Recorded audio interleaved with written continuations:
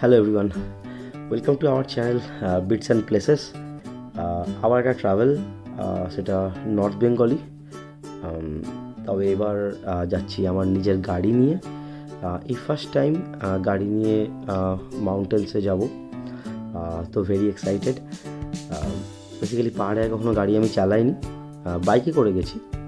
তো এবার আমার ডেস্টিনেশান দুটো, একটা হচ্ছে শিটং হচ্ছে এই ফার্স্ট টাইম, সেকেন্ড হচ্ছে দার্জিলিং বহুবার গেছি। শিটংয়ের এবার স্পেশালিটি হচ্ছে কৌশিকদা একটা নতুন হোমস্টে লিজে নিয়েছে, তো সেখানে কখনো যাওয়া হয়নি। আমরা বেরোচ্ছি সন্ধেবেলা 5:30টার সময়। ইচ্ছা আছে, জানি না কখন অ্যাকচুয়ালি বেরোতে পারবো। কলকাতাতেও হালকা হালকা ঠান্ডা পড়ে গেছে, ওখানে প্রায় 8-9 ডিগ্রি ঠান্ডা এই মুহূর্তে। তো ওয়েদারও ক্লিয়ার থাকবে আই হোপ। তো আমরা মোট 4 বন্ধু যাচ্ছি ওখানে। আমার বহুদিনের পুরনো বন্ধু সবাই, আমি, সন্ময়, সায়ন, অভিষেক। তো আমি আর সন্ময় ড্রাইভ করতে পারি, দুজনে মিলে ড্রাইভ করে নেবো। প্রায় one way 700 kilometre journey till Sittong. আর আমাদের যদি জার্নিটা বাদ দিই তাহলে আমাদের হচ্ছে টোটাল 3 নাইট। তো আমার হচ্ছে টাটা তিয়াগো XZ প্লাস। তো গাড়িটার মোটামুটি বয়স হয়েছে 2 বছরের কাছাকাছি। প্রথমবার যাচ্ছি পাহাড়ে আমরা গাড়ি নিয়ে। সেট আপ ডান, 5:45 বাজে বেরোবো এবার। এখান থেকে আমি, সন্ময় আর ভট্ট। আর সায়নকে তুলতে আমাকে এখন যেতে হবে অফিস। সন্ময়, সায়ন, অভিষেক এদের বাড়ি সব পার্কসার কাছে। তো পার্কসার থেকে বেরিয়ে কল্যাণী এক্সপ্রেস হয়ে আসতে মাঝখানে সায়নকে তুলেছি আমরা। আসতে মোটামুটি 2.5 ঘন্টা সময় লাগে, কলকাতায় এত জ্যাম রাস্তায়। তো জাস্ট বিরাটি হয়ে কল্যাণী এক্সপ্রেস ওইতে আমরা উঠবো 8টা প্রায় বাজে।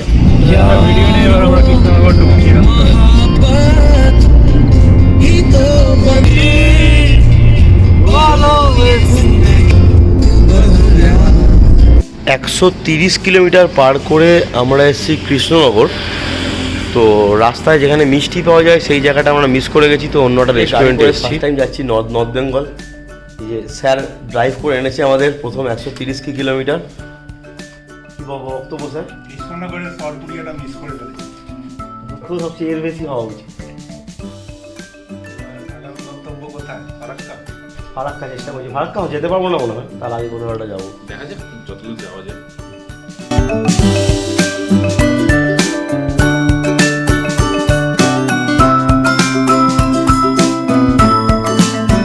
তো আমরা 3টের সময় পৌঁছেছি মালদা।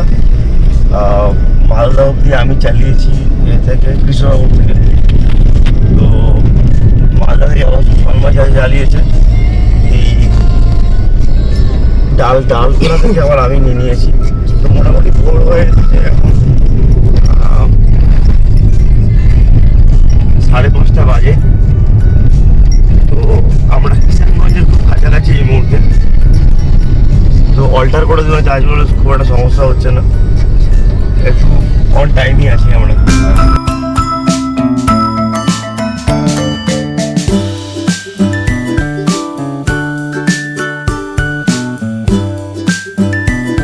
ছটা বাজে। শিলিগুড়ি থেকে আমরা 60 কিলোমিটার দূরে।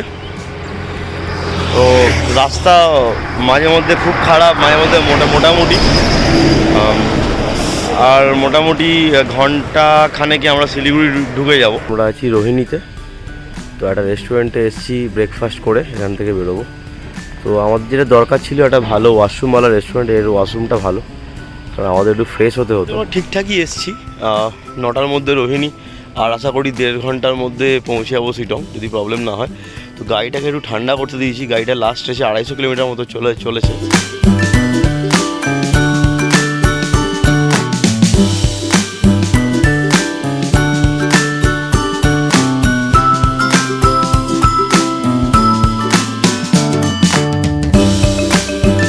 আমরা চলে এসেছি কার্শিয়াং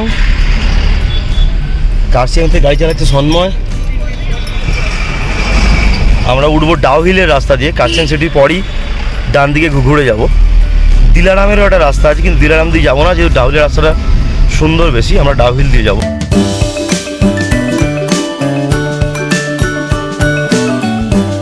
রাস্তা উঠতে গিয়ে আমরা ভুল জায়গায় উঠে পড়েছি, প্রায় 1 কিলোমিটার মতো।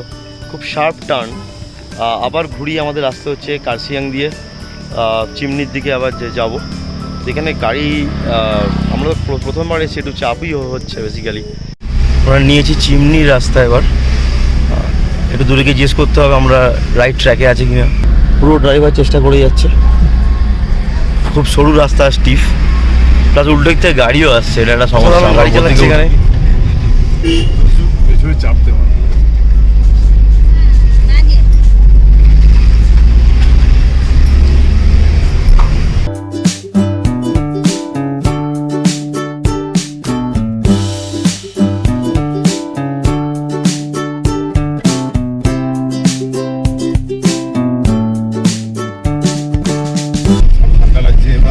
জঙ্গি পিছনে বসে আছে, জঙ্গি। আমরা এখন বেরোচ্ছি কার্শিয়াংয়ের ডাউহিল হয়ে। ডাউহিল সম্বন্ধে অনেক গল্প আছে, রাস্তাটা বেশ সুন্দর, তার একটু এক্সপ্লোর করে তারপর যাবো। ভাই এই গানটা গাইতে ইচ্ছে করছিল, একদিন মর যায়েঙ্গে কুত্তে কি মত जग में सब कहेंगे मर गया dash dash dash dash dash किसे ला ला ला ला। তো শিলিগুড়ি থেকে কার্শিয়াং অব্দি রোহিণী যে রাস্তাটা আসছে সেটা চালিয়েছি আমি। কার্শিয়াং থেকে সন্ময় চালিয়েছে। একটা ওয়ান্ডারফুল এই এক্সপিরিয়েন্স। ফার্স্ট টাইম পাহাড়ে গাড়ি নিয়ে আমার গাড়ি চরম সাপোর্ট করেছে। পাওয়ার বা ব্রেকিং নিয়ে কোনো রকম প্রবলেম নেই, যেটুকু হয় সেটুকু আমাদের অনভিজ্ঞতার কারণে একটু কোনো সময় পিছনে গেছে, আমরা পাথর দিয়ে সেটাকে আটকেছি, বাট চরম এক্সপিরিয়েন্স পাহাড়ের আমাদের। আর আমরা চিমনি আসার সময় ডাউহিলের যে ফরেস্টটা আছে ওটাকে টাচ করে এসেছি, মানে ডাউহিলের জঙ্গলের মধ্যে ডিরেক্টলি আসিনি, ওটাকে টাচ করে এসেছি। বাট অসাধারণ একটা বিউটিফুল ফরেস্ট। চিমনিও খুব সুন্দর জায়গা, দুটোই নদীর ভিউ আমার পিছনে দেখা যাচ্ছে, দিগন্তের সাথে মিশে গেছে। আমার পিছনে আই লাভ চিমনির যে সেলফি পয়েন্ট, সেটা খুব সুন্দর জায়গা। চিমনি খুব সুন্দর জায়গা। তো এখান থেকে আধা ঘন্টার ডিস্টেন্স কি তাও নয়, হচ্ছে সিটং। চিমনি থেকে দূরে দূরে রিভার দেখা যাচ্ছে, আমি জানি না মোবাইলের ক্যামেরা আসবে কি না, প্রবলি তিস্তা, রঙ্গিত এগুলো হতে পারে। এটা হচ্ছে চিমনি হেরিটেজ পার্ক, ব্রিটিশ আমলের একটা চিমনি, যার নামে এই জায়গাটার নাম হয়েছে চিমনি। তো এটা বহু পুরনো একটা জিনিস, এটা ঘিরে এখন একটা পার্ক তৈরি করেছে। আমরা পার্কের মধ্যে ঢুকছি না, বাইরে থেকে ছবি ভিডিও তুলে নিয়ে বেরিয়ে যাবো।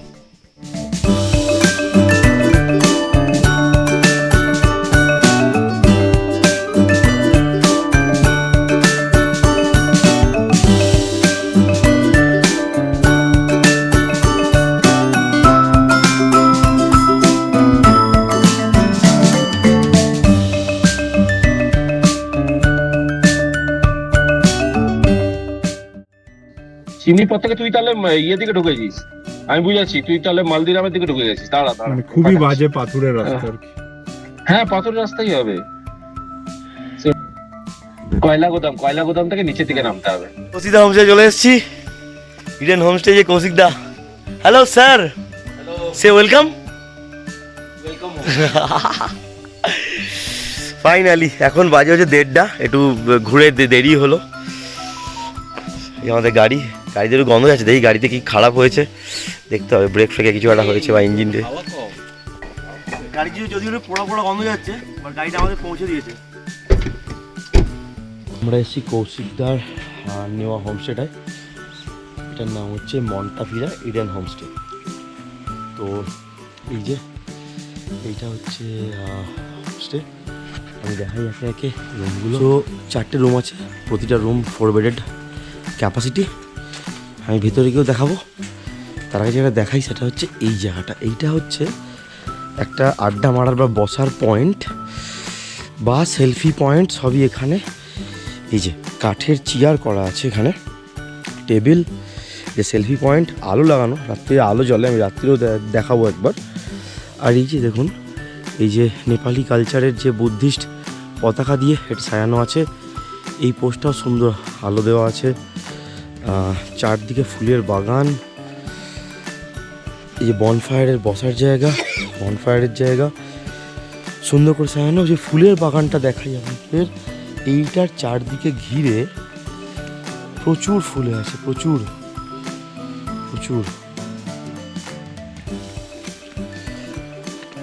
গাঁদা ফুল আর বিভিন্ন সিজনাল ফুলে ভর্তি। এবার আরেকটা পার্ট হচ্ছে এইটা, এদের এটা গ্রিন হাউস, বিভিন্ন গাছের এখানে গাছের শাকের চাষ হচ্ছে, সঙ্গে কিছু মুরগিও পুষে রেখেছে। তো যাই একটু ভিতরে, এই যে বিভিন্ন পাহাড়ি গাছ, অর্কিড, এগুলোর এখানে চাষ করছে এরা গ্রিন হাউসে। তো আরও বাড়াচ্ছে, এইদিকে কিছু শাকের চাষ করছে, এইদিকে কিছু করছে, আর ওইটার মধ্যে কিছু মুরগি আছে। এই যে একটা মোরগ তো এখানেও বেরিয়ে আছে। এই যে হ্যালো, এই যে আর একজন হচ্ছে, এই যে একটু তাড়াতাড়ি এক্সাইটেড হয়ে যায়, তাই বাঁধা আছে। হ্যালো স্যার, কি করছেন?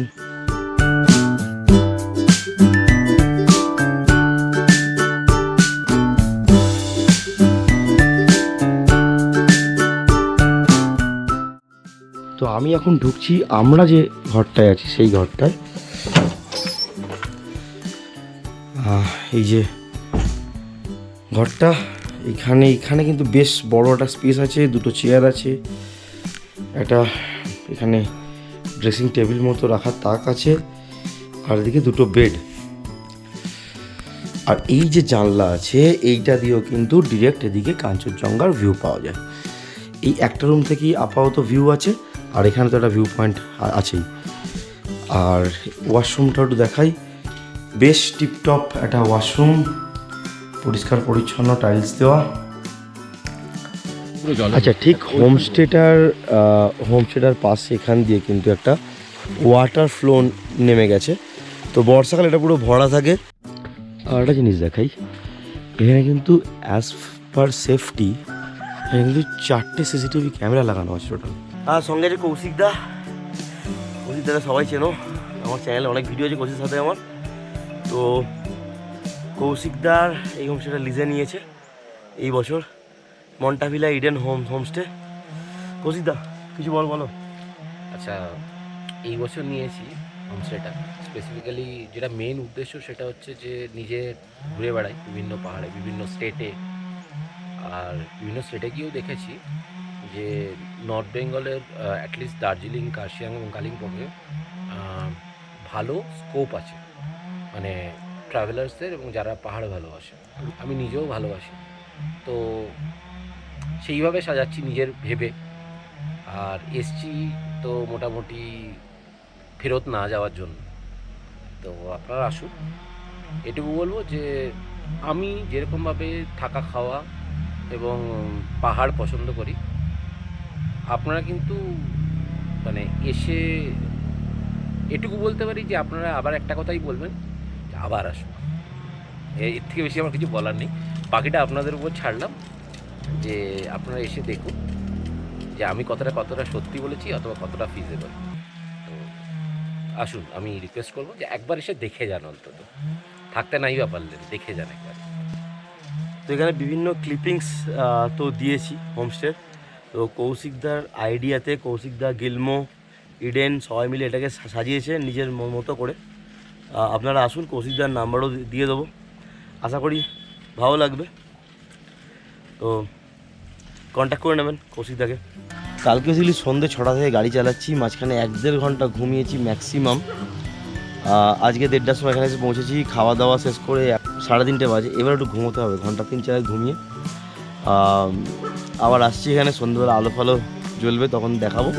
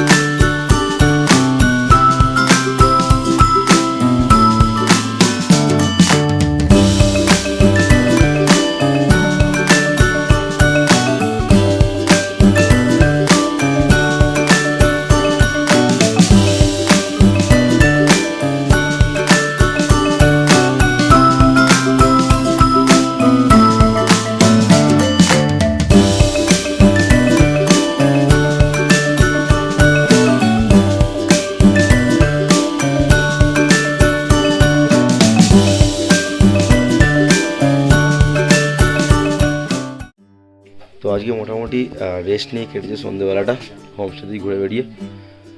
তো কালকে সকালে আমরা বেরোবো লাটপাঞ্চার, অহলধারা, যোগীঘাট, এখানে একটা চা বাগান আছে, সেগুলো দেখে আসবো। গুড নাইট, আজকের মতো দেখা হচ্ছে কাল সকালে। Good morning. আজকে সকালেও কিন্তু কাঞ্চনজঙ্ঘা পুরো মেঘে ঢাকা। এখানকার আকাশ ক্লিয়ার, বাট ওইদিকে মেঘে ঢাকা, তো কোনো ভিউ নেই। তো এবার বেরোবো। আলটিমেটলি আমাদের গাড়ি এসছে 1 ঘন্টা 10 মিনিট বাদে, 10টা 10 বাজে। এখানে কিছু ভিউ পয়েন্টের মধ্যে একটা হচ্ছে মালদিরাম টি গার্ডেন, তো সেখানে আমরা এসেছি এখন।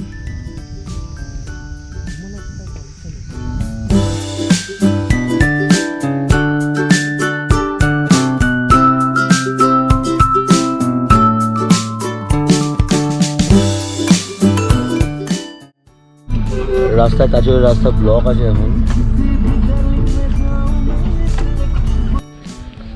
আমরা এসেছি অহলধারা ভিউ পয়েন্ট। ভিউ পাওয়া যায়, বাট আকাশ ক্লিয়ার নেই বলে খুব একটা গুড ভিউ নেই। বাট দূর থেকে কিন্তু তিস্তা নদী দেখা যায় এখান থেকে।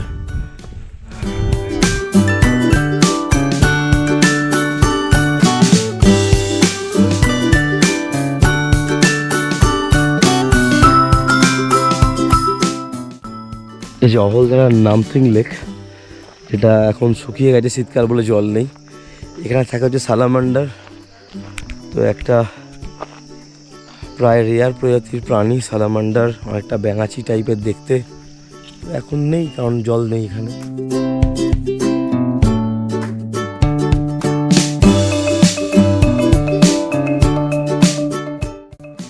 নামথিং পুকুরির পিছনে একটা মন্দির আছে, সেখানে আমরা এসেছি হেঁটে। শিব মন্দির এটা।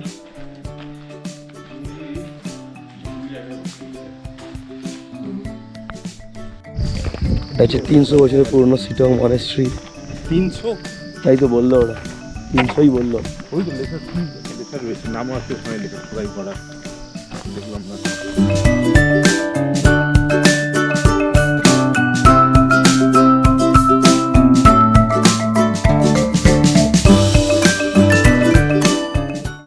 তো সিটং মনেস্ট্রির ওপরেই আই লাভ সিটংয়ের সেলফি পয়েন্ট, বাট ওখানে আর যাবো না হেঁটে। এটা যদি 200 বছরের পুরোনো মনেস্ট্রি, 300 নয়,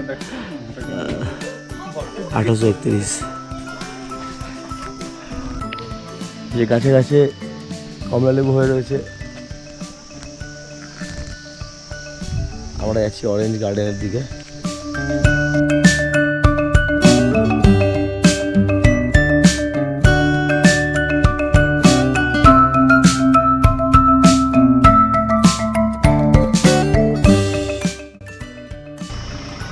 দাদা আমাদের গাছ থেকে লেবু পেড়ে দিলেন, লেবু খাবো। আর গাছে গাছে প্রচুর কমলা লেবু হয়ে আছে।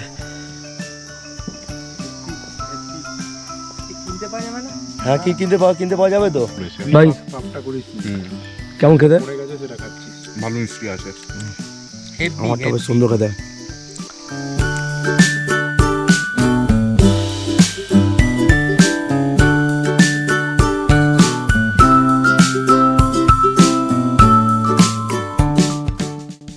এর 50 টাকা করে এন্ট্রি ফি নিল, টাকাটা একটু বেশি, বাট এখানে এলে একবার এটা দেখাটা ওভার দিই। আমরা আছি যোগীঘাট, তো এটা যোগীঘাটের ব্রিজ, পাশ দিয়ে নিচে নামা যায় কিনা সেটা দেখব। এটা হচ্ছে একটা পুরনো ব্রিজ, যেটা লোহার কাঠের ব্রিজ ছিল, যে সাইডে আছে এখানে। তো এটা এখন তো নষ্ট হয়ে গেছে। নিচ দিয়ে সুন্দর নদী বয়ে যাচ্ছে, হালকা হালকা বৃষ্টিও পড়ছে, নিচে নদী বইছে, দারুণ সুন্দর লাগছে দেখতে। মোটামুটি আমাদের আজকের দেখা শেষ, ঘোরা শেষ। 3:30 প্রায় বাজে। আমরা ফিরে যাব হোটেলের দিকে। আজকে আমরা একটা গাড়ি বুক করেছিলাম, নিজেরা চালাবো না বলে গাড়ি। তো সেই গাড়িটাই মোটামুটি 3,500 টাকা নিয়ে জায়গাগুলো ঘুরিয়ে দিল, কিছু কিছু জায়গা।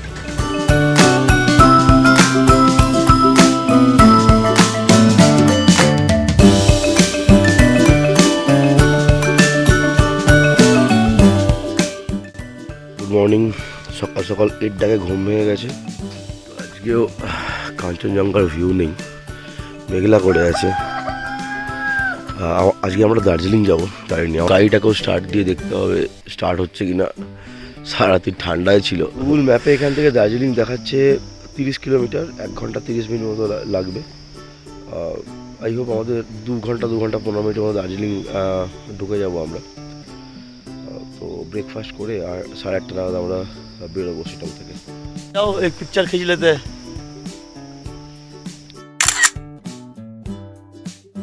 সরো কৌশিকদা, আবার সরো।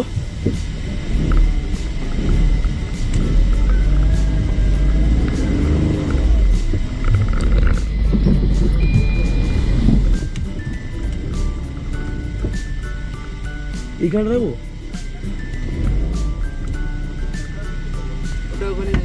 See you.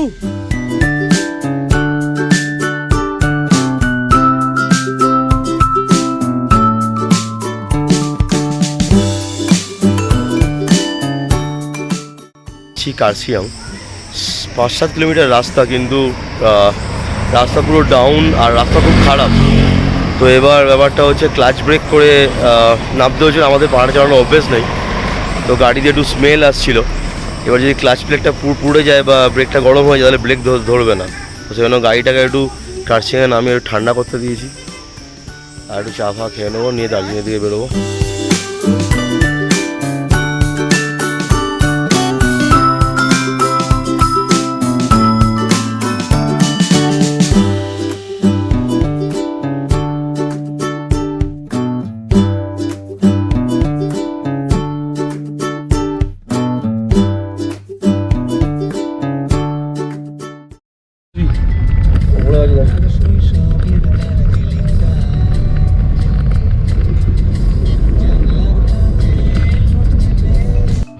আমরা চলে এসেছি দার্জিলিং হোটেল স্লোন আইল্যান্ড নিচে। পার্কিংয়েরও জায়গা পেয়ে গেছি। এটা ঠিক ক্লক টাওয়ার থেকে একটু ওপরের দিকে, জাকির হোসেন রোডের দিকে। স্যারজি, আমরা রাস্তাতে জ্যাম পাইনি আজকে একদম পাইনি। আমরা সোজা চলে এসেছি সকাল সকাল। কটা বাজে? 12:30 12:30 বাজে। It was awesome driving experience. Sir নিয়ে এসছে কার্শিয়াং থেকে আমাদের হচ্ছে দার্জিলিং অবধি NFS খেলতে খেলতে।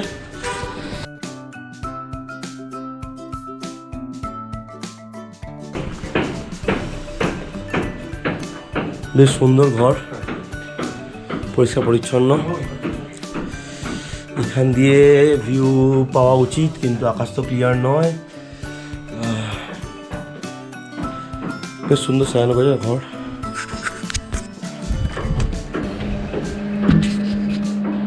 ঠিকঠাক ওয়াশরুম, গিজার আছে।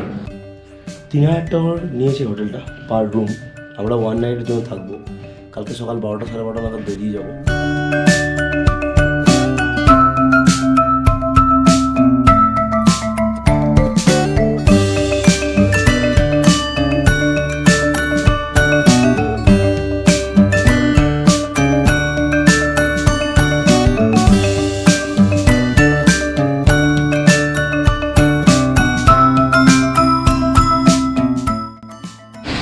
আমরা একটা গাড়ি বুক করেছিলাম Batasia loop, Japanese fish pagoda এগুলো দেখার জন্য। তো বলেছিল 1000 টাকা নেবে, এটা ঠিকঠাক রেট।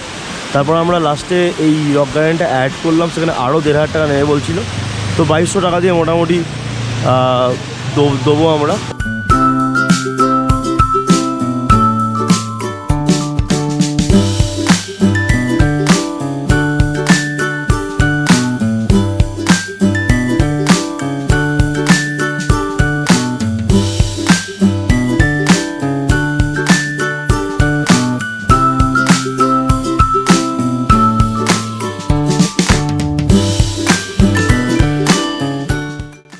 মর্নিং, সকাল 6:30 বাজে। হোটেলের ওপরে একটা টেরেস আছে, সেখান থেকে কাঞ্চনজঙ্ঘা দেখা যাচ্ছে। আমাদের ঘর থেকেও দেখা যাচ্ছে, মানে একটা ছোট্ট ভিউ, বাট ওপর থেকে পুরো ওপেন। আপনি কি খুশি স্যার দার্জিলিং এসে কাঞ্চনজঙ্ঘা দেখতে পেয়েছেন? একদম খুশি। 3 দিনের ট্রিপে যে তোমাকে লাস্ট দিন কাঞ্চনজঙ্ঘা দেখা দিয়েছে স্যার। সায়ন একটুখানি খাওয়ালে আরো খুশি। সায়নের তো এই শেষবার। এই শেষবার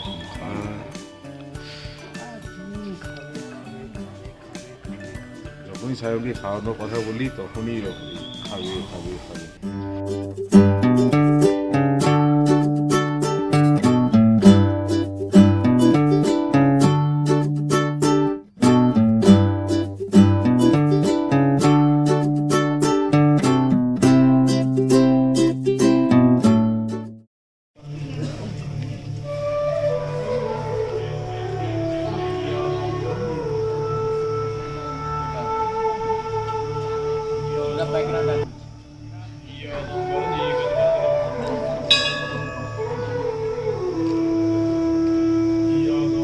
আমরা স্টার্ট করলাম দার্জিলিং থেকে।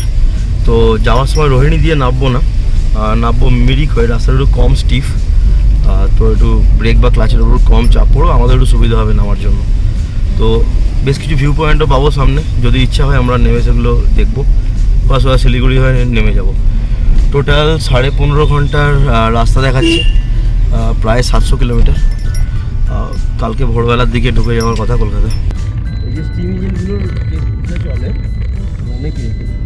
স্টেশনের পাশ দিয়ে আমরা রাইট সোজা লেফট চার্জ দিয়ে সুকিয়া পগড়ির দিকে।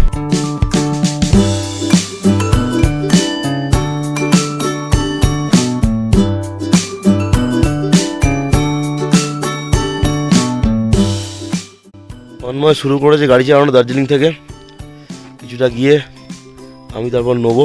লেপচাগতের ভিড়টা ছাড়ানোর পর একটা পাইন জঙ্গলের ধারে দাঁড়িয়েছি, পুরো মেঘলা হয়ে আছে, সুন্দর লাগছে।